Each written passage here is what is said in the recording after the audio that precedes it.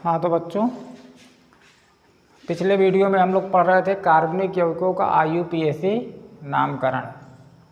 उसी को हमको कंटिन्यू करना है। तो पिछले वीडियो में आप लोगों ने 4 क्रियात्मक समूहों के नामकरण पढ़े थे। एल्केन का पढ़ा था, एल्कीन का, एल्काइन का और एल्कोहल का। अब हमको आगे जो क्रियात्मक समूह पढ़ना है वो 5वां क्रियात्मक समूह है एल्डिहाइड का नामकरण। एल्डिहाइड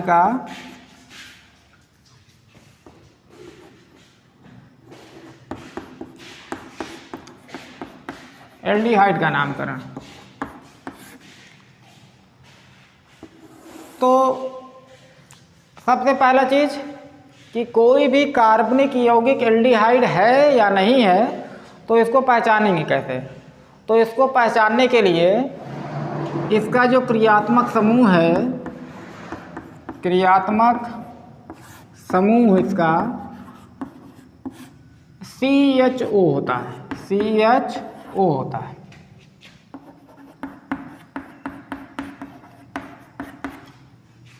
CHO, ठीक है। एल्डिहाइड का जो क्रियात्मक समूह है वो है CHO। तो अगर किसी भी कार्बनिक यौगिक में क्रियात्मक समूह CHO लगा हुआ है तो इसका मतलब वो एल्डिहाइड है। और इसकी एक खास बात यह है कि जो क्रियात्मक समूह CHO होगा ये हमेशा कार्बनिक यौगिक में एक किनारे पर लगा होगा, ठीक है, किनारे पर लगा होगा। और जहाँ पर ये लगेगा वहीं पर से हम इसकी गिनती क्या करेंगे, चालू करेंगे, क्योंकि इस क्रियात्मक समूह में कार्बन भी है। तो ये हमेशा कार्बनिक यौगिक में एक किनारे पर, या तो उस किनारे पर या तो इस किनारे पर, कहीं पर भी लगेगा, एक किनारे पर लगेगा। और जहाँ पर ये लगेगा वहीं से हम गिनती इसकी चालू करेंगे।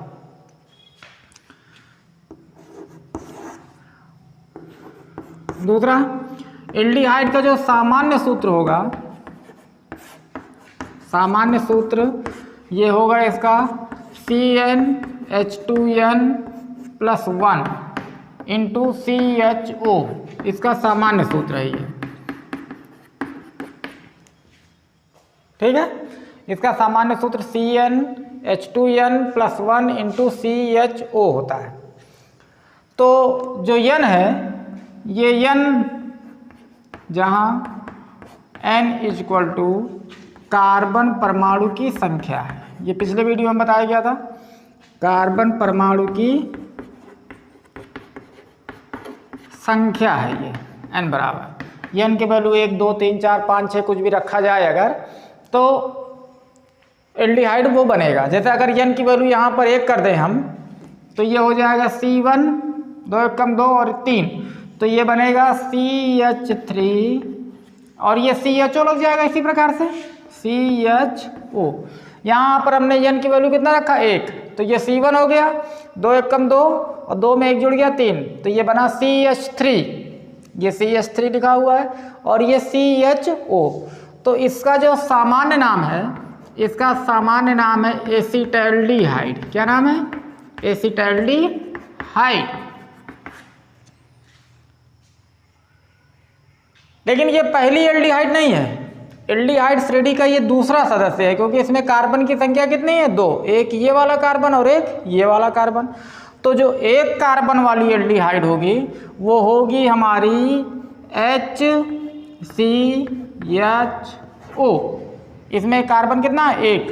तो ये सबसे पहला कार्बन, मतलब एल्डिहाइड श्रेणी का जो पहला सदस्य है, पहला मेंबर जो है, उसमें कार्बन की संख्या कितनी होनी चाहिए, 1। तो ये इसमें कार्बन की संख्या 1 है, तो इसका फार्मूला HCHO और इसका सामान्य नाम है फॉर्मल्डिहाइड। क्या नाम है इसका, फॉर्मल्डिहाइड।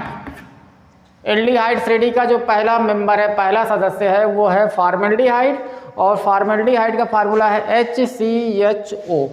और यहाँ n की वैल्यू हमने 1 कर दिया तो ये बन गया CH3CHO। एल्डिहाइड श्रेणी का ये दूसरा मेंबर है और इसका नाम है एसिटैल्डिहाइड। ठीक है, तो एल्डिहाइड को पहचानने का तरीका ये है कि अगर किसी भी कार्बनिक यौगिक में क्रियात्मक समूह CHO लगे तो इसका मतलब वो एल्डिहाइड है। और इसकी खास पहचान ये है, खास बात ये है कि जो CHO ग्रुप लगेगा या तो हमेशा उस किनारे पर लगेगा या तो इस किनारे पर लगेगा, मतलब एक किनारे पर लगा होगा, और जहाँ पर ये लगा होगा वहीं पर से हम इसकी गिनती चालू करेंगे। इसका जो सामान्य सूत्र होगा वो CnH2n+1 × CHO होता है, ठीक है। या इसको हम सामान्य सूत्र ये भी लिख सकते हैं, हम इसको लिख सकते हैं RCHO, ये भी लिख सकते हैं। R का मतलब क्या है, कोई भी एल्किल समूह है, तो इस पूरे को हम क्या कर सकते हैं R, CnH2n+1, इसको पूरे को हम कर सकते हैं R, तो ये इसके स्थान पर हमने लिख दिया R, और ये CHO इसी प्रकार से यहाँ पर लग गया। तो इसका सामान्य सूत्र ये भी है और ये भी, ठीक है। R का मतलब है कोई भी एल्किल समूह हो सकता है, मेथिल हो सकता है, एथिल हो सकता है, प्रोपिल हो सकता है, कुछ भी हो सकता है। ये R के स्थान पर जब H रख देंगे हम तो ये बन जाएगा फॉर्मल्डिहाइड। R के स्थान पर जब हमने मेथिल कर दिया तो ये बन गया एसिटाल्डिहाइड, ठीक है। और इसका जब हम IUPAC नामकरण करेंगे तो IUPAC नामकरण करने में जितने भी कार्बन होंगे उस यौगिक में, कार्बनिक यौगिक में, सबसे पहले उतने कार्बन की हम क्या बना लेंगे, एल्केन बना लेंगे। क्या बनाएंगे, एल्केन। जितने भी कार्बन होंगे उतने कार्बन की पहले क्या बनाएंगे, एल्केन। और एल्केन में से E को हम क्या कर देंगे, हटा देंगे, और उसमें अनुलग्न क्या लगा देंगे बाद में, मतलब बाद में क्या जोड़ देंगे, अल। तो इसका जो IUPAC नाम बनेगा वो E हट जाएगा, और इसका IUPAC नाम बनेगा एल्केनल। क्या बन गया इसका IUPAC नाम, एल्केनल। अब इसमें के हम कुछ एग्जाम्पल देखते हैं।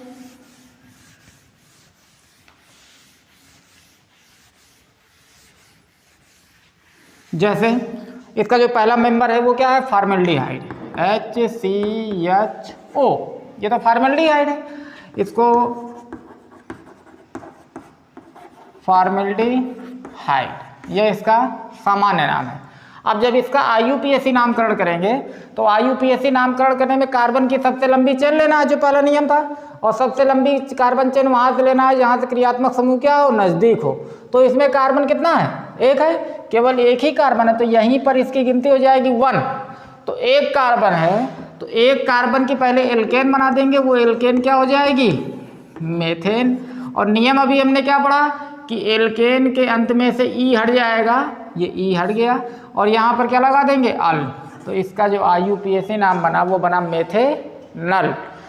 अब जैसे दूसरा मेंबर इसका जो एसिटाल्डिहाइड था, एसिटाल्डिहाइड का फार्मूला क्या था, CH3CHO। तो इसका जब IUPAC नामकरण करेंगे तो इसका IUPAC नामकरण करने में गिनती वहां से करेंगे जहां से क्रियात्मक समूह क्या हो, नजदीक हो। तो क्रियात्मक समूह ये है हमारा, तो यहां से गिनती करने पर ये 1 पर आएगा और ये 2 पर आएगा। और अगर गिनती यहां से करेंगे तो 1 2, ये क्रियात्मक समूह कितने पर आएगा, 2 पर आएगा। तो गिनती कहां से होगी, जहां से क्रियात्मक समूह क्या हो, नजदीक हो। तो ये हो गया 1 और ये हो गया 2, 2 कार्बन हो गए। तो 2 कार्बन की एल्केन क्या बनेगी, एथेन, एथेन लिख दिया हमने। और नियम क्या, E हटा देंगे और अनुलग्न क्या जोड़ देंगे, अल। तो इसका IUPAC नाम क्या बन गया, एथेनल। और इसका सामान्य नाम क्या था, इसका सामान्य नाम था एसिटाल्डिहाइड। तो ये इसका IUPAC नाम बना एथेनल। देख लेते हैं, जैसे ये लिख दिया हमने CH3 CH2 और C डबल बॉन्ड O और यहाँ पर H, ठीक है। अब ये देखें यहाँ पर ये क्या करना है, CHO लगा हुआ है, ये एक किनारे पर लगाते, ये हमारा क्रियात्मक समूह क्या, एल्डिहाइड है, CHO पूरा है ये। तो गिनती 1 2 3 कार्बन है, तो एल्केन क्या बनेगी, प्रोपेन। और नियम वही है, E हटा देंगे और क्या लगा देंगे, अल। तो इसका IUPAC नाम बन गया प्रोपेनल, ठीक है। तो ये आज आप लोगों ने पढ़ा एल्डिहाइड का नामकरण हम कैसे करते हैं। तो सभी बच्चे जो है इसको अपनी कॉपियों में लिखें, और इसके बाद का जो भी टॉपिक है वो अगले वीडियो में होगा।